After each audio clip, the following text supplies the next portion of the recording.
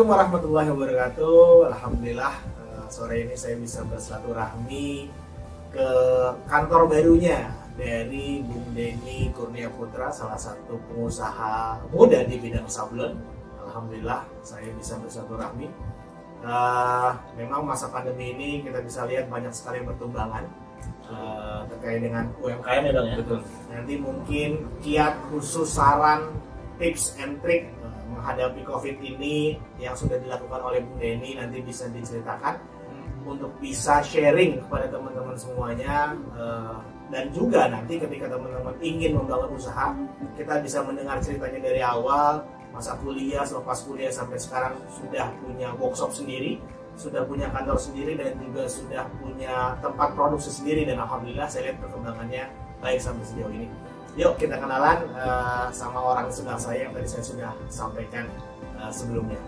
Assalamualaikum, selamat sore Bung Denny. Waalaikumsalam. Alhamdulillah. Gimana kabarnya? Alhamdulillah baik Pak. Mungkin banyak yang memang belum kenal sama Bung Denny. Walaupun saya sudah membuka intro di awal, mungkin bisa disampaikan juga Bung Denny ini siapa sih, orang mana sih, kemudian usaha apa dan sudah berapa lama usaha ini. Nah, mungkin bisa disampaikan. Oke, semuanya assalamualaikum warahmatullahi wabarakatuh. Mungkin tadi sudah kenalkan sedikit ya sama Bang Ferdi. Mungkin tadi nama saya Denny. Kalau tinggal sebenarnya dari lahir di Pamulang. Dari lahir di Pamulang, lebih tepatnya di Benda Baru. Usaha saat ini jalan di sebagai vendor sablon kaos dan konveksi. Udah berjalan dari tahun 2015. Jadi kurang lebih udah berapa tahun tuh Bang? Dari 5 tahun. 5 tahun. Jalan. Dari 2000 apa? Pertama sebenarnya di 2014 akhir sih. Punya tempat sendiri itu di 2015 Februari. Mulai berani ngontrak tempat. Ya berarti jalan kurang lebih jalan 6 tahun ya. Jalan 6 tahun. Itu aja sih Bang paling singkatnya ya. Saat ini ya bergerak di wirausaha, sama sebenarnya lagi ngebangun travel juga Bang. Travel? Iya. Travel apa nih maksudnya? Lebih ke wisata Pulau Seribu sih dan sekitarnya. Khusus wisata Pulau Seribu dan sekitarnya? Segmennya lebih ke Pulau Seribu. Pulau Pari. Iya, betul. Nah ini mungkin boleh sedikit kenalin brandnya ya. Nah ini Suka Jalan. Nggak suka jalan gitu? Ya naik sepeda Bang. Pulau bisa naik sepeda soalnya. Berarti ada 2 usaha sekarang? 2 usaha, cuman ya karena tadi terkait pandemi ini ya lumayan lah wisata tuh cukup. Iya, yang salah satu yang paling terdampak ialah dan signifikan sekali ialah wisata. Selain bidang-bidang usaha yang lain. Betul. Oke, menarik. Dulu kuliah Bang? Kuliah Bang Di UIN Syarif Hidayatullah Jakarta. UIN Syarif Hidayatullah ya. Yang namanya masih pakai Jakarta walaupun ada di Tangsel. Ada di Tangsel, Ciputat. Di Ciputat. Ambil jurusan apa? Jurusan kimia Bang. Kimia, masuk ke dunia sablon dan traveling ya. Mungkin kimia apa ya, ada korelasi nggak sih? Ya kalau kita berbicara tinta sablon, ya bahan-bahan buat bikin film sablon semuanya kimia semua sih. Campuran itu ya? Iya, betul. Tapi secara utuh nggak ada korelasi sama usaha sablon ini selain pertintaan tadi? Nggak ada sama. Dari sudah lulus ya? Sudah lulus. Dari tahun? Masuk 2011. 2011. Lulus 2018. Ya. Berarti maksimal ya? Maksimal banget. Tapi sudah dapat surat cinta belum sebelumnya dari kampus? Surat cinta sih ada. Ada. Pemanggilan angkatan akhir. Jadi dikumpulin semua tuh Bang yang belum lulus. Ya dikasih waktu untuk segera diselesaikan. Berarti sudah ada surat cinta ya? Lumayan. Karena ya saking cintanya saking cintanya betul. Tapi dulunya aktivis ya? Aktivis enggak begitu. Enggak begitu. Tapi bergabung dengan organisasi ya? Organisasi Bang. Ya, mungkin dari situ, dari organisasi itu muncul relasi-relasi yang nantinya bisa membangun usaha supaya lebih besar lagi. Betul. Karena memang ya salah satu tujuan saya berorganisasi yaitu membuka relasi, membuka jaringan sih. Oke, berarti dari 2014 akhir membangun usahanya sampai hari ini pasang surut Bang? Pasti. Rugi? Pernah. berapa kerugian paling besar selama perjalanan saya? Sebenarnya kalau dibilang kerugian paling besar ya tidak begitu besar ya. Cuma namanya kita di bidang sablon ya, terutama vendor, ya ketika kesalahan-kesalahan kecil pun ya pasti terjadi gitu, antara miskomunikasi dari kita sebagai owner juga, karena kan saat ini memang saya yang masih terima order Bang. Gitu. Order masih terima order. Masih, jadi masih saya yang terima order. Jadi ketika ada miskomunikasi sama orang produksi, ya lumayan kemarin belum lama sebulan lalu ya 55 piece sih reject. Jatuhnya reject di warna sablonnya aja salah. Jadi memang harusnya biru, kita sablonnya malah warna ungu. Jadi ada miskomunikasi dari yang si desain dari customer nih, di previewnya warna ungu. Nah, desain aslinya tapi memang warna biru. Dan yang itu nggak terima. Iya, jadi saya komunikasi ke teman-teman produksi, ya di preview warna ungu. Jadi ketika kita coba lobbying, ya karena bisnis pun harus teknik lobbying gitu kan. Kita lobbying customer, ya dianya tetap nggak mau, ya mau nggak mau kita anggapnya reject dan kita harus bikin baru. Nah itu berarti diapain Bang? Baju yang reject itu? Baju yang reject sebenarnya ada beberapa opsi Bang. Pertama kita bisa jual lagi dalam arti jual harga modal kain aja. Jadi dengan desainnya seperti itu, ya udah kita jual misalkan 100.000 3 piece atau 100.000 4 piece. Yang kedua ya kita bagi-bagiin, ya, untuk sedekahin juga ke anak yatim atau ke panti. Tapi yang kemarin terakhir itu dijual atau disedekahkan? Belum dia apa-apain. Masih ada ya?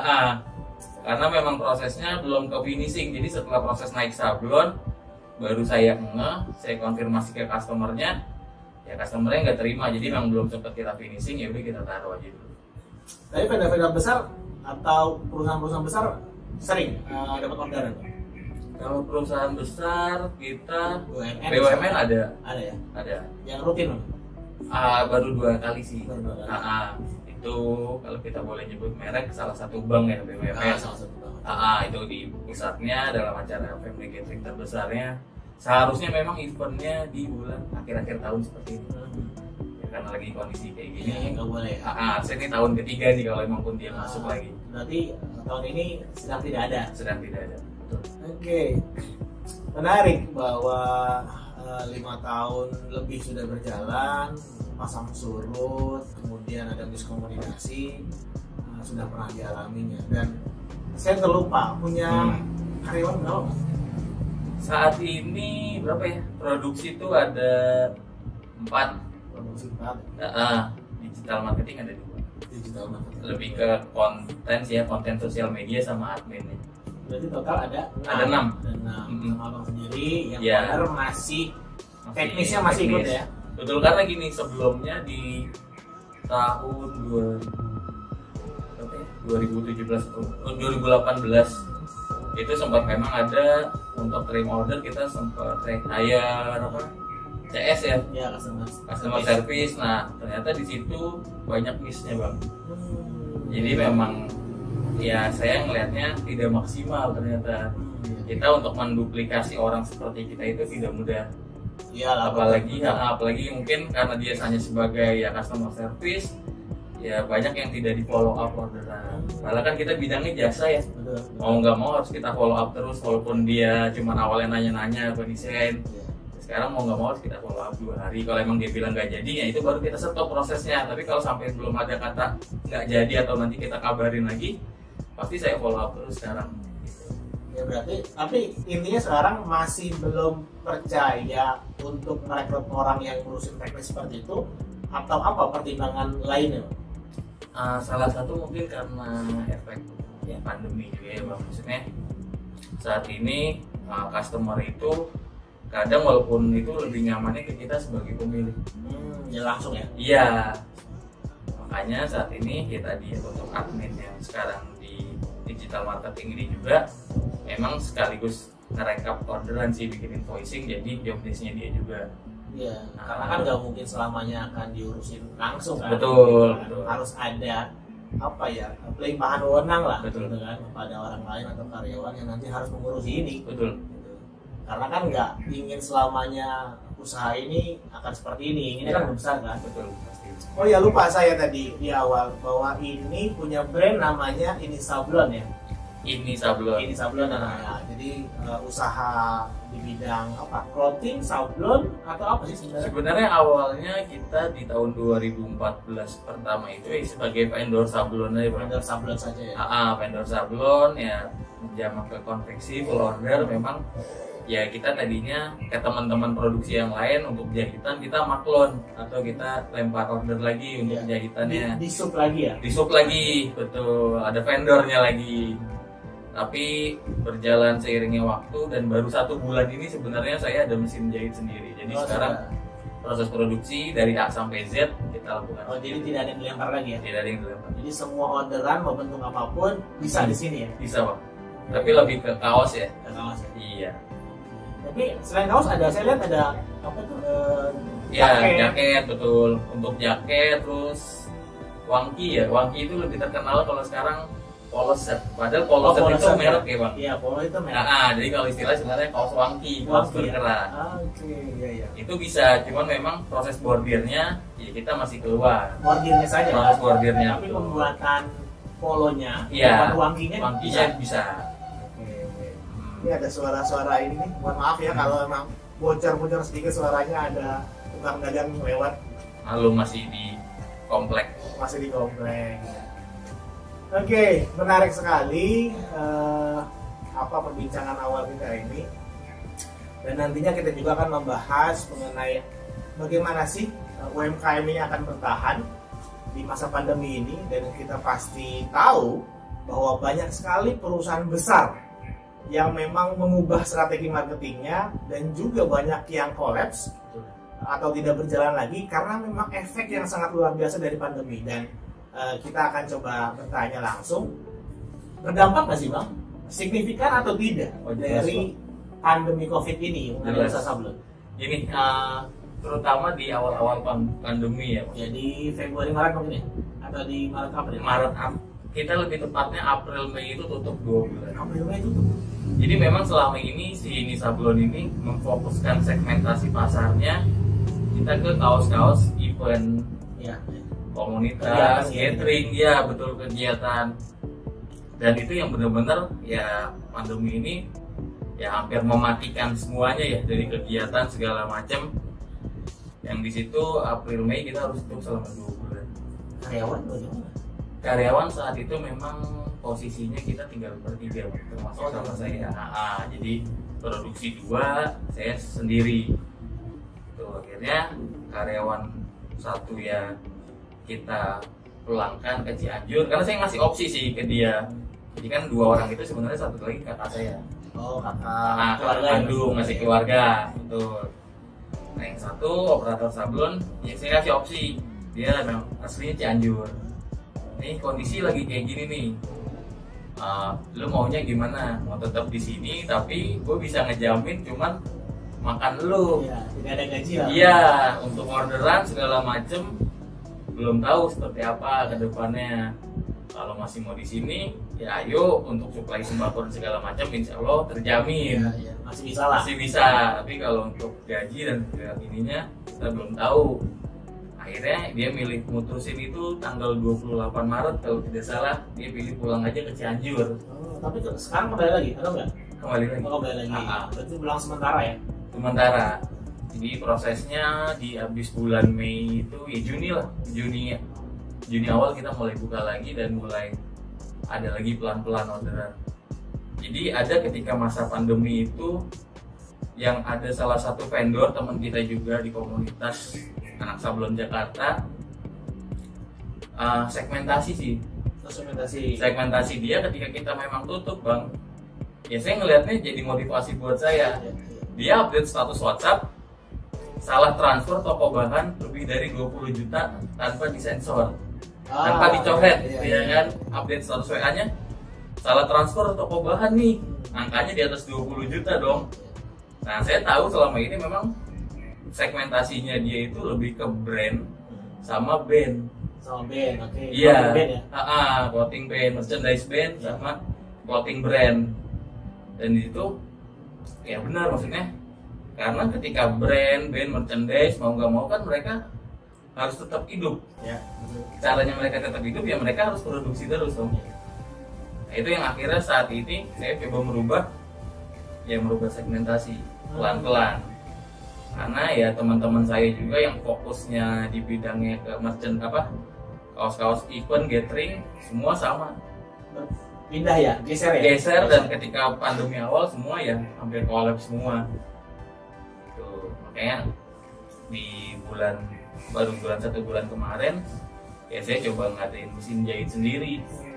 Karena ketika kita harus kebutuhan brand itu mereka kadang mintanya aneh-aneh. Macem-macem lah keinginannya mereka. Misalkan kayak dari segi jahitannya jaraknya mau berapa senti sampai atau sedetail itu. Kalau misalkan kerah ini kan bisa kita standar 2 sampai 2,5, dia minta dibesarin atau dikecilin. Ya mau nggak mau ketika kita masih maklun ke orang lain itu banyak miskomunikasi. Ya pelan-pelan bergeser arahnya ke sana sih. Ini berarti yang karyawan itu kembali lagi ya, kembali lagi. Total 6 karyawan ya. 6 atau 7. Pokoknya sablon itu sekarang ada 3, kepala produksinya 1, 4, tukang jahit 1, 5, berarti 7. 7 ya. 7. Nah. Iya, tapi sekarang alhamdulillah sudah mulai bangkit lagi. Sudah mulai bergerak. Berarti mulai bangkit itu di bulan Mei ya? Juni, Juli, ya lumayan lah sudah 4 bulanan ya. Bulanan kesini dan order sudah mulai masuk ya. Ya karena memang bisa dibilang 1 sampai 4 bulan pertama lah. Pandemi ini memang banyak orang yang enggan keluar, gitu kan.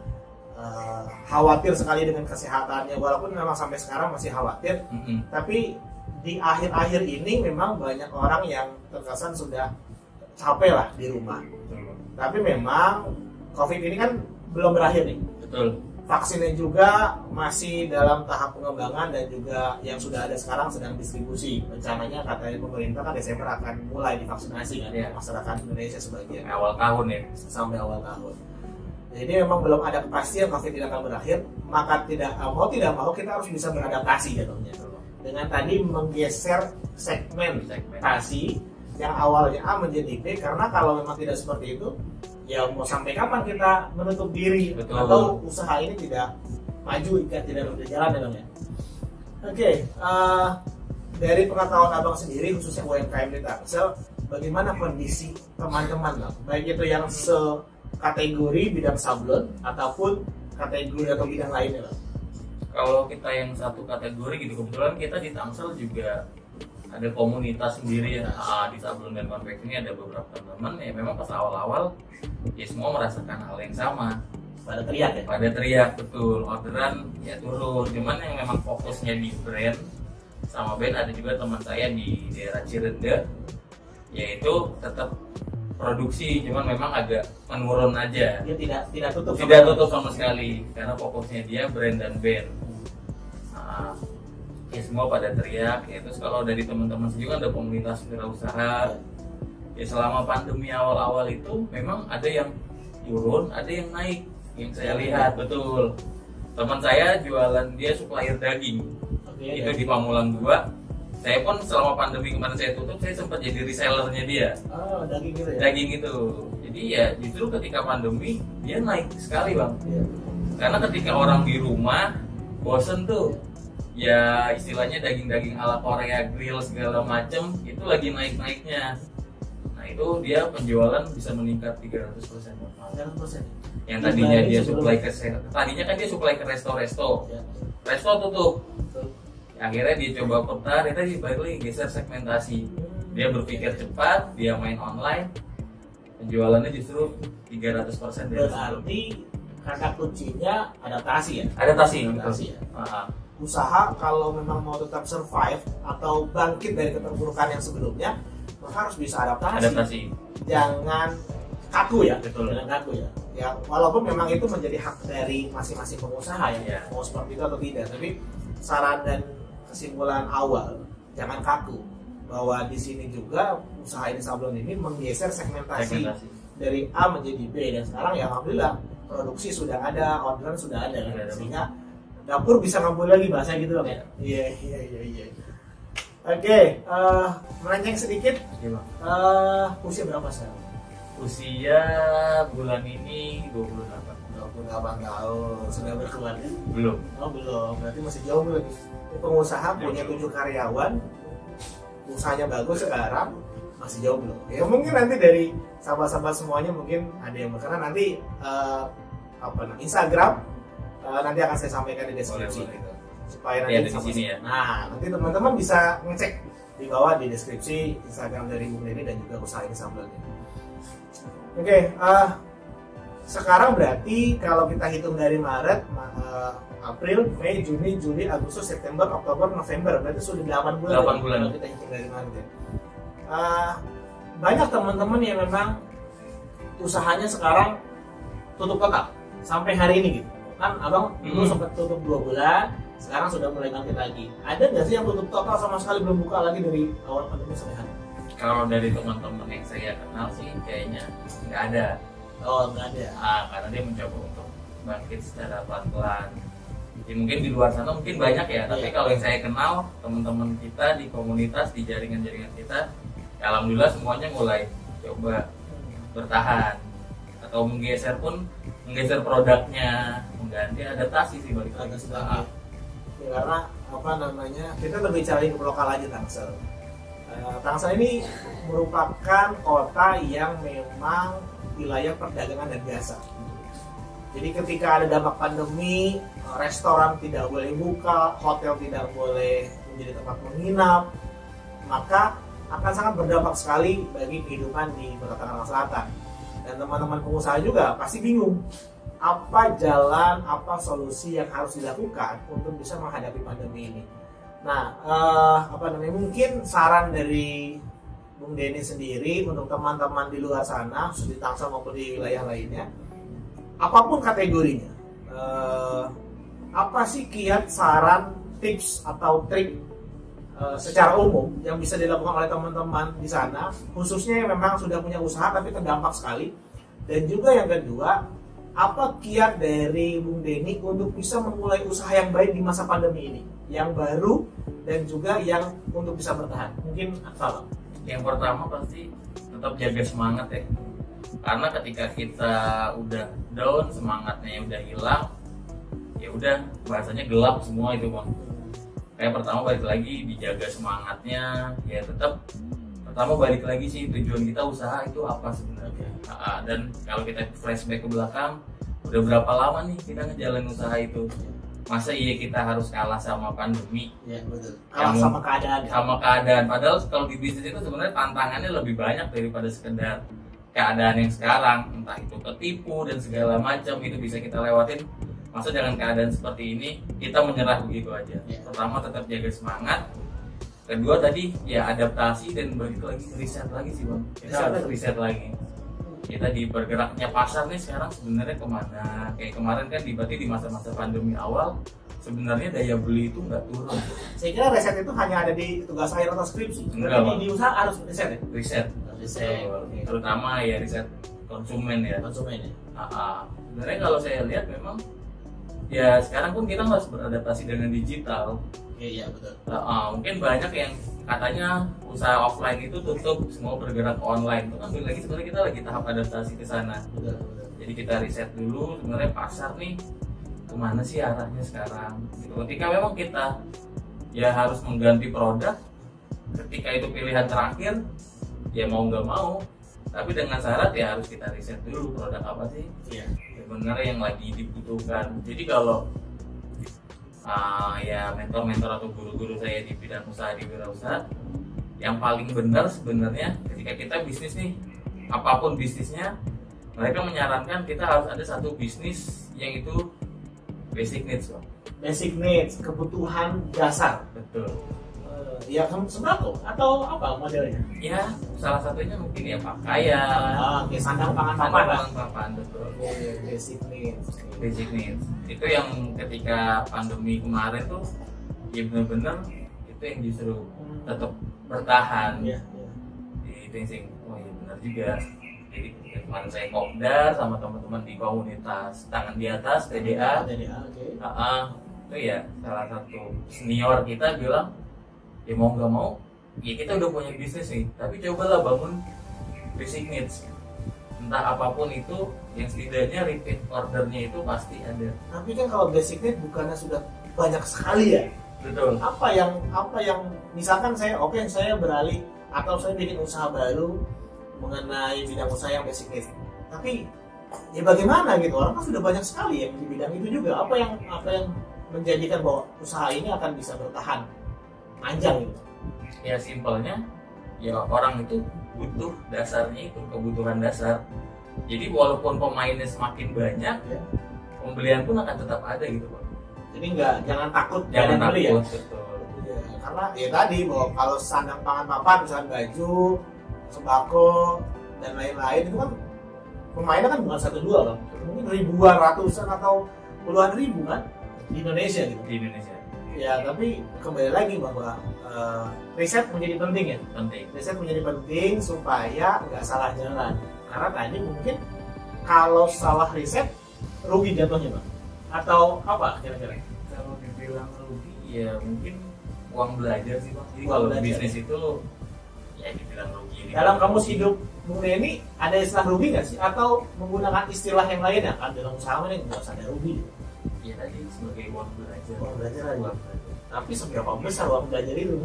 Ya pasti besar Bang. Namanya belajar ya. Sekarang kalau kita simpelnya kita kuliah ya kan. Kuliah ya kayak saya nih. Kuliah jatuhnya 15 semester. 15 semester. Ya uang belajar saya yang harusnya 8 semester jadi 15 semester. Ya, 2 kali ya. Iya. Ya, itu pun karena ya kemalasan kita aja lah. Iya. Bukan karena hal-hal lain. Balik lagi ke diri kita. Iya, tapi menarik bahwa apakah Bung Denny setuju kuliah cepat akan sukses atau kuliah lama akan sukses, atau sebenarnya nggak ada ngaruhnya, nggak ada korelasinya antara kuliah cepat dengan lama dengan usaha yang kita bangun? Nggak ada ngaruhnya sih. Nggak ada ngaruhnya. Itu balik lagi ke faktor diri kita masing-masing. Bukannya kalau makin lama teman kita makin banyak ya? Relasi kita Makin banyak. Tapi kalau misalkan ada ya teman saya juga nih mungkin dia tidak lulus malah. Oh, tidak lulus. Tidak lulus. Karena memang orangnya pendiam. Gitu akhirnya ketika teman-temannya sudah lulus, dia kebetulan beda jurusan. Ya. Gitu. Teman-teman kita sudah lulus dan dia nggak punya teman, ya tetap dong kuliah itu akan terus berjalan dan dia nggak ada semangat sama sekali, nggak ada yang memotivasi. Jadi balik lagi ke diri kita masing-masing. Bagaimana kita bisa bersosialisasi dengan lingkungan, beradaptasi dengan lingkungan. Dan mungkin kalau kata orang bilang ya faktor luck itu mungkin ada ya, faktor jaringan itu bisa aja. Tapi balik lagi ke diri kita sekarang. Sehebat apapun jaringan kita, mungkin sekarang saya kenal Bang Ferdi nih ya kan, Bang Ferdi sebagai salah satu dewan dari kalangan muda gitu kan, dari anak muda. Tapi ketika misalkan saya cuma sekedar kenal sama Bang Ferdi, kita nggak pernah berdiskusi atau apapun, itu saya pun akan merasa rugi mungkin gitu. Atau mungkin saya bisa kenal dengan ya mungkin Bang Ferdi ini dengan jaringan-jaringannya tapi tidak bisa manfaatkan, ya akan sama aja balik lagi ke diri sendiri sih. Berarti kuliah itu tidak menjadi parameter ya? Tidak menjadi. Bahwa orang itu akan sukses ya? Betul. Tapi yang udah saya ambil, misalkan teman-teman kuliah, karena kan sebenarnya kebanyakan kuliah itu keinginan orang tua ya. Mungkin gitu ya, maksudnya. Mungkin ada yang sama nih sama karena saya pun sebenarnya hampir tidak ingin menyelesaikan Bang. Sudah Posisi di lah ya? semester 11 atau 13 sempat berpikir saya pindah kuliah aja deh di Unpam. Karena maksudnya kita bisa sambil kuliah malam sambil usaha. Tapi saya ingat apa? Wajah orang tua saya sih. Ketika ya udah ngebiayain kita kuliah, ya akhirnya di situ muncul prihatinan lah bahasa gitu ya. Iya. Terhadap keluarga ya. Terhadap keluarga. Jadi itu salah satu pendorong ya. Pendorong. Walaupun faktor awalnya X. Iya, faktor X ya. Iya. Walaupun kita sebenarnya udah nggak mau capek kuliah, mau pindah aja, udah nggak nyaman dan segala macam. Oke. Pertanyaan yang berikutnya tadi belum dijawab mungkin. Bagi teman-teman yang ingin memulai usaha baru nih, sepertinya kan ada peluang nih di masa pandemi ini kan, Iya. karena terbatasnya ruang gerak, harus selalu menggunakan masker, protokol kesehatan dan lain-lain. Apa sih kira-kira menurut pandangan Bung Denny bidang usaha atau bagaimana sih memulai usaha di masa pandemi ini yang memang sama sekali belum ada basic usaha lah, baru pengen banget bikin usaha? Pertama tadi balik lagi semangat dulu, kita memang benar-benar mau usaha. Setelah itu ya kita coba manfaatkan tadi minat jaringan sih. Jaringan penting sama jaringan. Betul, kita punya jaringannya di bidang apa, kalau perlu ya kita minta tolong ke dia sebagai dropshipper, reseller. Saat ini kan banyak banget tuh. Iya, tanpa modal ya. Betul, tanpa modal. Itu bahkan kalau teman-teman main Instagram, Facebook itu pasti iklan itu banyak banget. Ya, betul. Gitu, apalagi sekarang eranya digital, ya kita tidak perlu punya toko fisik. Ya. Dropshipper, reseller pun ya cukup promosi, atau mungkin simpelnya kalau kita usaha dari rumah sekarang yang saya lihat naik itu adalah kuliner sih. Kuliner dari rumah. Iya. Mulai banyak teman-teman saya sendiri yang terutama perempuan ya. Ya dia coba masak, buka pre-order. Akhirnya kan yang order teman-teman kita sendiri. Iya, ya lingkaran kita dulu lah ya. Betul. Dan saya pun termasuk salah satu ketika teman saya jualan, saya harus mensupport dia. Salah satunya saya mau beli. Gitu, karena ketika kita memang ya mungkin ada rezeki lebih, salah satu kita beli itu kan menjadi motivasi sebenarnya, jadi semangat dia. Ketika misalkan dia nggak ada yang beli sama sekali gitu. Dan sekarang mulai banyak tuh mindset yang hilangkan harga temen. Kan banyak tuh orang baru pertama jualan, harga temen lah. Pengen harga lebih murah nih. Iya, intinya gitu. Justru sebenarnya teman yang baik adalah harga temen itu justru di atas harga jual, harga normal. Karena teman itu seharusnya mensupport, bukan malah mengurangi atau cicip-cicip dulu lah, atau tester lah. Tapi disarankan nggak sih bahwa yang memang baru ingin membuka usaha di masa pandemi ini sebenarnya bagus loh? Disarankan nggak? Atau memang nanti dulu nunggu kondisi ekonomi baik baru memulai usaha? Sebenarnya balik lagi ke peluang nih. Sebenarnya di pandemi ini banyak peluang ya? Masih banyak banget peluang. Tadi salah satunya di kuliner, atau kan pas awal-awal kita safety food ya kan, benar-benar higienis segala macem. Tapi itu sangat segmented sekali kan? Segmented. Iya. Bagi orang-orang non perumahan sepertinya nggak peduli terhadap itu. Betul. Tapi ada peluang untuk itu ya? Banyak. Masih banyak. Jadi jangan pernah takut untuk riset tadi, mencari tahu peluang apa saja yang mungkin bisa dimanfaatkan di masa pandemi ini. Karena kita bisa melihat bahwa usaha ini bagus, tapi ketika kita terjun langsung, ternyata sebentar tutup langsung. Banyak. Nah, itu banyak faktor yang memang bisa mengakibatkan kenapa usaha yang baru kita bangun sebulan 2 bulan, padahal menurut kita bagus, itu langsung tutup. Banyak sekali kan teman-teman gitu. Dan saya juga pernah mengalami 4 bulan saya bikin usaha, bangkrut bang. Itu tahun 2013. Sama coba. Ayam bakar sama teman-teman 3 bulan 4 bulan bangkrut. Ya sudah, sampai hari ini saya belum buka usaha lagi karena tadi mental saya masih belum cukup kuat lah untuk memulai suatu usaha, dan tadi khawatir dengan kerugian. Karena banyak orang yang tidak siap untuk rugi tapi siap untuk untung. Sebenarnya salah ya Bang? Salah. Harus siap untuk rugi dulu atau gimana? Kita dalam proses pembelajaran usaha itu ya untung rugi itu udah pasti berjalan berbarengan sih Bang. Iya. Tadi kita tinggal anggap mindset aja, rugi itu adalah uang belajar. Sehingga kita tidak melakukan hal yang sama di kemudian hari. Iya. Itu sih proses pembelajarannya di situ. Dan tidak terbatas berapa jumlah nominal terkait dengan uang belajar itu, tergantung kitanya. Kalau kita bisa belajar cepat dari pengalaman, maka uang belajar akan lebih sedikit. Kalau kita mengulangi kesalahan yang sama, maka uang belajarnya akan semakin besar. Gitu kan? Oke. Apa lagi yang kita mau bahas ya? Karena ini merupakan tayangan perdana. Saya ngobrol dengan sahabat-sahabat pengusaha muda, khususnya ini Bung Denny yang pertama kali saya coba soani silaturahmi untuk bisa ngisi di konten saya. Dan sahabat-sahabat semuanya, konten ini belum punya program, tapi saya terlintas tadi ada satu program, satu kalimat ngobrol happy bareng Bang Ferdi. Ya mungkin nanti apapun programnya itu nanti kita coba buat dan kita susun mana yang baik. Tapi intinya ngobrol hari ini, sore hari ini kita ngobrol tentang UMKM, kemudian juga peluang usaha bagaimana di masa pandemi ini bagaimana. Dan mungkin ini menjadi salah satu pertanyaan penutup dari saya sebelum nanti mungkin Bung Denny closing statement. Bagaimana peran pemerintah terkait dengan dunia usaha, khususnya di Tangsel? Apakah apa yang Bung Denny rasakan dan juga teman-teman rasakan, mungkin pernah curhat teman-teman, peran pemerintah bagaimana sih? Pemerintah kota lah, Pemkot, terkait dengan teman-teman di UMKM. Ya sebenarnya kalau arah pemerintah itu, kalau menurut kita yang harus cari informasi sendiri ya.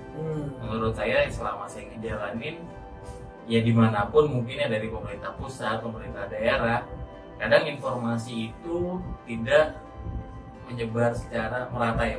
Iya. Balik lagi ke diri kita sendiri. Jadi yang kita memang harus cari-cari informasi, betul, harus aktif. Ya termasuk kayak mungkin yang sekarang di masa pandemi ini, ya ada bantuan-bantuan khusus UMKM, betul, kayak di Tangsel sendiri memang sudah ada satu kali ya kemarin yang saya tahu, memang saya sendiri tidak mengajukan. Karena sudah mampu atau bagaimana? Nggak mengajukan itu? Nah, kalau saya sendiri termasuk orang yang males ngurus surat-suratnya sih, Bang. Administrasinya betul. Bukan karena nggak mau bantuan ya? Bukan nggak mau. Kalau abang mau ngasih bantuan ke saya terima sekarang juga kan begitu, Bang. Ya nggak mau ribet ya? Nggak mau ribet sih, simpel kayak gitu. Nggak mau apa ya? Maksudnya harus ngurus RT RW, surat-surat ya. Males, Bang, maksudnya. Ya masih banyak hal yang harus kita lakuin juga gitu, karena memang bisnis kita juga masih belum autopilot lah. Iya, masih perlu dikendalikan. Masih perlu, betul. Dan sebenarnya bisnis autopilot itu, bisnis jalan owner jalan-jalan mungkin cuma ada di bisnis travel. Iya. Karena kita sekalian jalan gitu. Jadi memang ya mungkin sekelas pengusaha besar pun tetap wajib kontrol ke perusahaan ya seminggu sekali. Jadi wajib tetap berjalan. Hobi yang dibayar itu merupakan usaha yang paling enak sebenarnya. Hobi jalan-jalan, bikin usaha travel.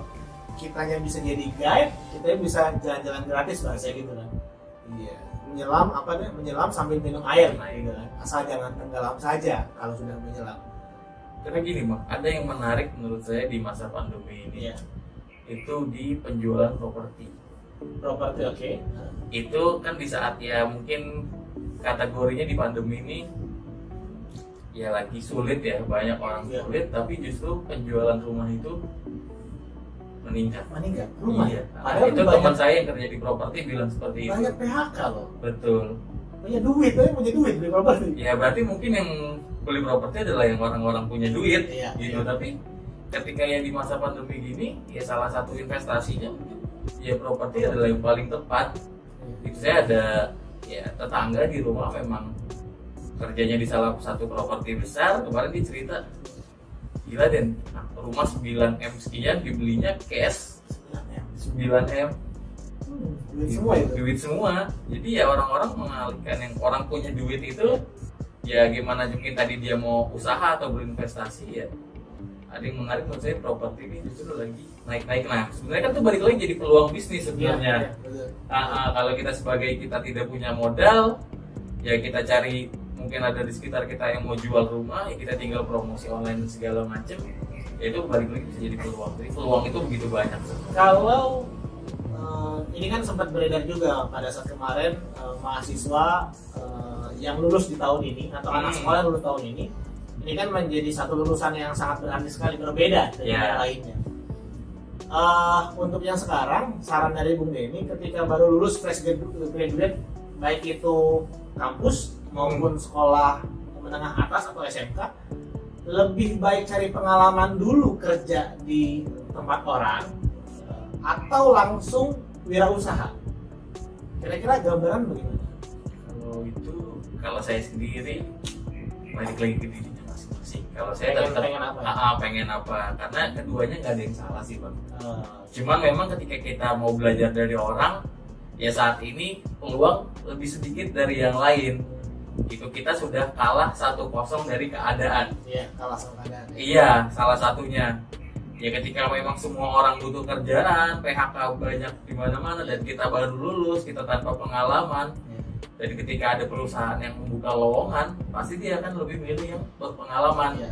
Dan yang berpengalaman pun sekarang kan ya bahasanya udah nggak bisa nego gaji. Iya, betul. Gitu. Yang penting dia bisa kerja, bisa menghidupi kebutuhan sehari-hari dan keluarga, Ya saya sendiri kalau misalkan kita punya perusahaan besar pasti akan lebih milih yang seperti itu Iya, benar. dibandingin orang-orang fresh graduate tanpa pengalaman. Iya, benar. Jadi balik lagi kitanya, dan kalau emang sekitar kita ada peluang usaha ya wirausaha lebih Lebih baik oke ya. lah.